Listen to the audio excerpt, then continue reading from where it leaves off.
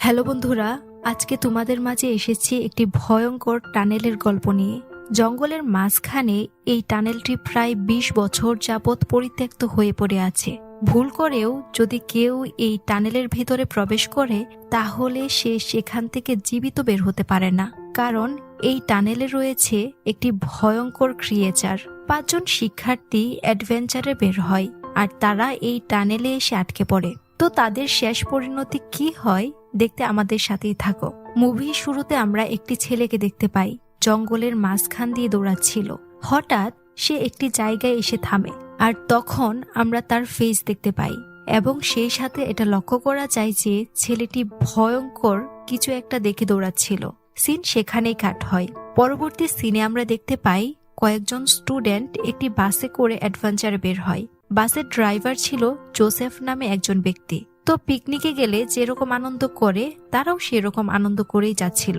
তখন জোসেফ মানে গাড়ির ড্রাইভার সবার উদ্দেশ্যে একটি দাদা জিজ্ঞেস করে। দাদাটি ছিল এরকম ৭ অক্ষরে একটি নাম এবং সেটি কোনো অস্ত্র বা প্রযুক্তি দিয়ে ধ্বংস করা যায় না। সেই নামটি কি? তখন স্টুডেন্টদের মধ্যে কেউই উত্তরটি দিতে পারেনি। যাই হোক, তারপর আমরা দেখতে পাই বাসটি একটি জঙ্গলের রাস্তা দিয়ে সামনে আগাচ্ছিল। তো হঠাৎ করেই বাসটি থেমে যায়। সবাই সামনে তাকিয়ে দেখতে পায় রাস্তার মাঝ বরাবর গাছ ফেলে রেখে কেউ ব্যারিকেড দিয়ে রেখেছে। তখন সবাই চিন্তিত হয়ে পড়ে, কারণ এই রাস্তায় তো ব্যারিকেড দেওয়ার কথা না। তখন ড্রাইভার গাড়িটিকে ডান দিকে ঘুরিয়ে বিকল্প একটি রাস্তা দিয়ে নিয়ে যায়। আর তখন ক্যামেরা জুম ইন করলে আমরা একটি মৃত লাশের হাত দেখতে পাই। বাস সামনের দিকে এগিয়ে যাচ্ছিল। হঠাৎ করেই বাসের চারপাশটা কুয়াশায় ঢেকে যায়। রাস্তার দুপাশে আমরা মানুষের কঙ্কাল পড়ে থাকতে দেখি। পরিবেশটা খুবই ভয়ানক ছিল। বাস কিছু দূর যাওয়ার পর আবার হঠাৎ থেমে যায়। সবাই সামনে তাকিয়ে দেখে রাস্তার মাঝখানে একটি মৃত হরিণ পড়ে আছে। তখন ড্রাইভার জোসেফ বাস থেকে নেমে হরিণটি সরিয়ে রাস্তার পাশে নিয়ে আসে। আর যখনই সে বাসের দিকে আসতে যাবে ঠিক তখনই পিছন থেকে কেউ একজন তার মাথায় গান পয়েন্ট করে। তারপর জোসেফ বাসে উঠে আর তখন সবাই দেখতে পায় কুৎসিত চেহারার একজন লোক জোসেফকে গান পয়েন্ট করে রেখেছে। লোকটি তখন সবার উদ্দেশ্যে বলে, সবাই সিটে বসে পড়ো আর মোবাইল বাহিরে ফেলে দাও। জোসেফকে বলে ড্রাইভিং করার জন্য। বাসের মধ্যে কার্ল নামে একটি ছেলে ছিল। কার্ল ওই লোকটিকে দেখার পর তার কাছে লোকটিকে চেনা চেনা লাগছিল। আসলে কার্লের বাবা ছিল একজন পুলিশ অফিসার। তো একদিন তার বাবার সাথে খাওয়ার সময় সে তার বাবার ট্যাবের মধ্যে একজন ব্যক্তিকে দেখেছিল। তখন কার্ল তার বাবাকে ব্যক্তিটি সম্পর্কে জিজ্ঞেস করলে কার্লের বাবা উত্তর দেয়, এই লোকটির নাম হলো পেড্রো মিনগেলা এবং লোকটি একজন সিরিয়াল কিলার। তার টার্গেট ছিল ইয়াং ছেলে মেয়েদের হত্যা করা এবং হত্যা করার পর তাদের দেহ থেকে জিহ্বাটা আলাদা করে ফেলতো। তো কার্লের এখন স্পষ্ট মনে হয়ে যায় ওই সাইকো লোকটি আর কেউ নয়, জোসেফকে যেই লোকটি গান পয়েন্টে রেখেছে সেই পেড্রো মিনগেলা। যেটা চিন্তা করে কার্লের হুঁশ উড়ে যায়। তারপর জোসেফ বাস নিয়ে সামনের দিকে আগাচ্ছিল, কিন্তু সামনেই একটি সাইনবোর্ড লাগানো ছিল যেখানে লেখা ছিল এটি একটি মিলিটারি জোন যা এখন পরিত্যক্ত এবং এই এরিয়াতে জনসাধারণের প্রবেশ নিষেধ। কিন্তু দুর্ভাগ্যবশত এই সাইনবোর্ডটি বাসের কেউ দেখেনি। তারা সেই এরিয়াতে প্রবেশ করে আর কিছু দূর যেতেই তারা একটি টানেল দেখতে পায়। বাসটি সেই টানেলে প্রবেশ করে আর কিছু দূর যাওয়ার পর হঠাৎ বাসটি বন্ধ হয়ে যায়। পেড্রো ভাবছিল ড্রাইভার হয়তো ইচ্ছে করেই বন্ধ করেছে। তাই সে কুইনিকে গান পয়েন্টে নিয়ে ড্রাইভারকে বলে এখনই গাড়ি ঠিক করতে, না হলে সে কুইনিকে মেরে ফেলবে। জোসেফ গাড়ি থেকে নামে, সাথে পেড্রো এবং কুইনিও নামে। তারপর জোসেফ যেই মাত্র গাড়িটির ইঞ্জিন চেক করতে যাবে ঠিক ওই মুহূর্তে টানেলের লাইটগুলো অফ হয়ে যায় আর সে কিছুটা দূরে একটা ছায়ামূর্তি দেখতে পায় যেখান থেকে ভয়ঙ্কর আওয়াজ আসছিল। তখন পেড্রো জোসেফকে বাধ্য করে সেখানে গিয়ে দেখে আসার জন্য যে ওখানে কি আছে। জোসেফ ভয়ে ভয়ে কিছুটা সামনে গিয়ে দেখে ভয়ঙ্কর একটি ক্রিয়েচার তার দিকে তাকিয়ে আছে। আর কিছু বুঝে ওঠার আগেই ক্রিয়েচারটি জোসেফের উপর আক্রমণ করে আর তাকে মেরে ফেলে। সাথে সাথে পেড্রো কুইনিকে নিয়ে তাড়াতাড়ি গাড়িতে উঠে। তারপর সে গাড়ি স্টার্ট দিতে গিয়ে দেখতে পায় সেখানে চাবি নেই। চাবি জোসেফের কাছে ছিল। তাই সে তখন নোনালকে বাধ্য করে চাবিটা জোসেফের পকেট থেকে আনার জন্য। তখন বেস চাবিটা আনার জন্য বের হয়, যদিও পিছন থেকে নোনাল তাকে ডাকছিল না যাওয়ার জন্য। আসলে বেস নোনালকে ভালোবাসতো, তাই সে নিজেই বের হয়ে আসে, কারণ সে জানে বের হলেই নিশ্চিত মৃত্যু। তাই নোনালের জন্য বেস নিজেকে স্যাক্রিফাইস করছে। বেস বাহিরে বের হয়ে ভয়ে ভয়ে সামনে এগুতে থাকে। তার হাতের টর্চ লাইটটি দিয়ে সে আশেপাশে দেখতে থাকে সেই ক্রিয়েচারটি আছে কিনা। বেস জোসেফের কাছে গিয়ে দেখতে পায় জোসেফ মরে পড়ে আছে। তখন বেস অনেক কষ্ট পায়, কিন্তু বেসের হাতে সময় ছিল না, তাই সে তাড়াতাড়ি চাবিটা হাতে নেয়। আর তখনই সে দূরে কিছু একটা শব্দ শোনে। সেদিকে টর্চ ধরতেই সেই ক্রিয়েচারটিকে দেখতে পায়, আর টর্চের আলোর কারণে ক্রিয়েচারটি ভয়ে আড়ালে চলে যায়। এ থেকে বেস বুঝতে পারে ক্রিয়েচারটি আলো দেখলে ভয় পায়। যাই হোক, সে দ্রুত বাসে ফিরে এসে চাবিটা পেড্রোকে দেয়। তখন পেড্রো রেগিকে বলে গাড়িটা চালানোর জন্য। তারপর রেগি অনেক চেষ্টা করার পরেও গাড়িটা চালু করতে পারছিল না। পেড্রো রেগির উপর রাগ দেখাতে থাকে। তখন রেগিও রেগে যায়, আর সে চিৎকার করে বলে গাড়ির ইঞ্জিনে হয়তো কোনো সমস্যা হয়েছে।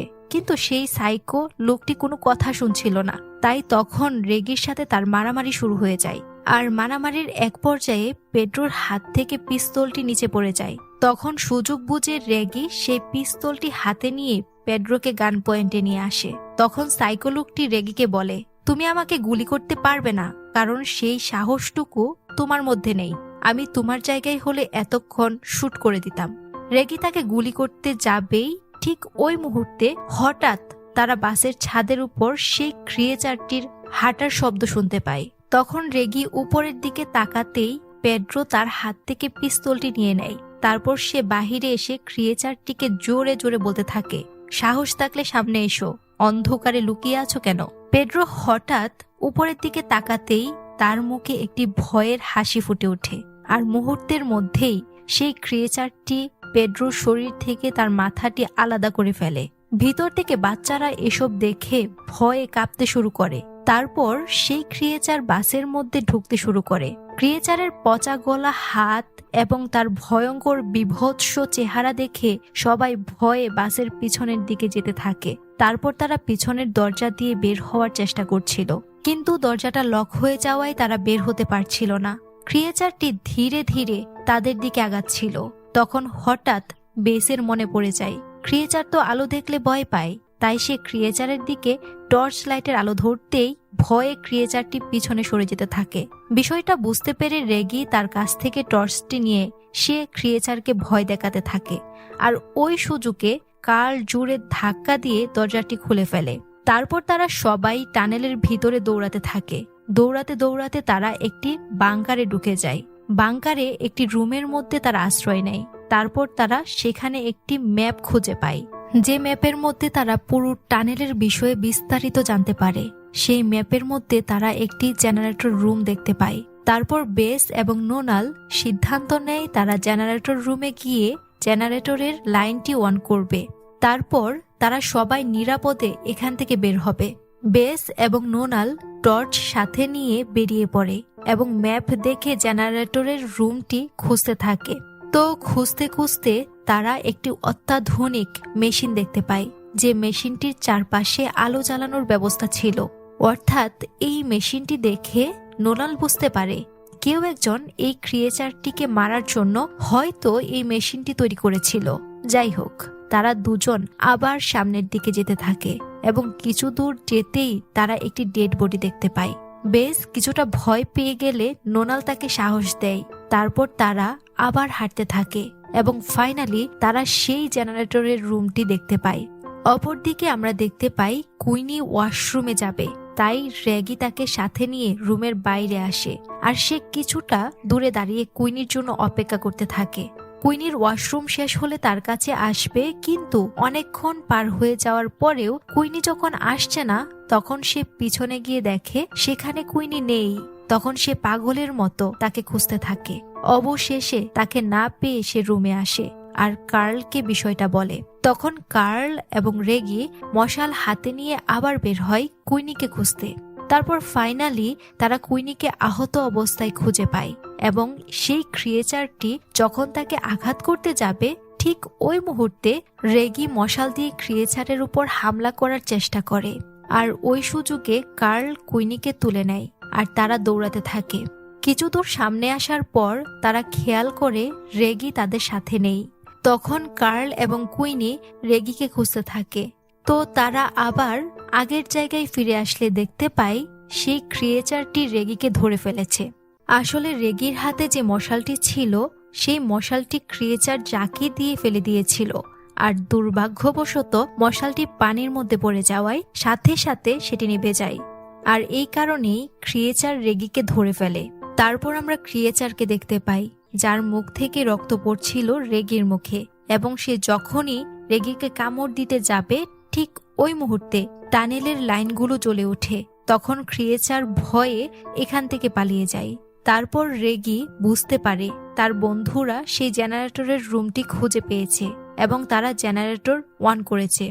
অপরদিকে আমরা বেস এবং নোনালকে দেখতে পাই, যারা কিনা লাইট অন করার পর দেখতে পায় রুমের মধ্যে এই ক্রিয়েচার সম্পর্কে অনেক ইনফরমেশন লেখা ছিল। সেই সাথে তারা একটি ডায়েরিও খুঁজে পায় এবং এই ডায়েরিতে কারো জীবন কাহিনী লেখা ছিল। তারপর তারা ডায়েরিটি নিয়ে চলে আসতে থাকে। কিছু দূর আসার পর হঠাৎ তাদের সামনে কিছু একটা শব্দ শুনে দাঁড়িয়ে যায়। তারা ভাবছিল সামনে হয়তো সেই ক্রিয়েচারটি দাঁড়িয়ে আছে, কিন্তু সৌভাগ্যবশত তারা দেখতে পায় তাদের 3 বন্ধু তাদের দিকে আসছে।